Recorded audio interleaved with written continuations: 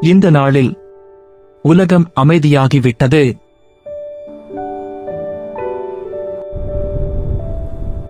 வானம் இருண்டது, நம்பிக்கை தொலைந்தது போல இருந்தது. நோயாளிகளை குணமாக்கியவர், உடைந்த மனங்களை ஆற்றியவர், அனைவரையும் நேசித்தவர் ஒரு சிலுவையில் ஏற்றப்பட்டார். அமைதியில், வலியில். அவர் எதிர்த்து போராடவில்லை. அவர் அன்பை தேர்ந்தெடுத்தார். அப்பா, இவர்கள் என்ன செய்கிறார்கள் என்று தெரியாமல் செய்கிறார்கள், அவர்களை மன்னியுங்கள். ஒவ்வொரு தருணமும், ஒவ்வொரு தியாகமும்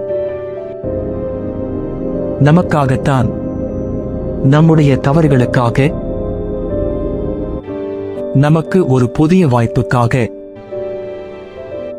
இது ஒரு முடிவு அல்ல, இது அன்பின் கதை. ஏனெனில் இருளிலும் கூட நம்பிக்கை வருகிறது. மலையின் மேல் இயேசு நின்றார். அமைதியில், வலியில். சிலுவையில் இயேசு இன்னும் அன்பையே தேர்ந்தெடுத்தார். இன்னும் நம்மையே தேர்ந்தெடுத்தார்.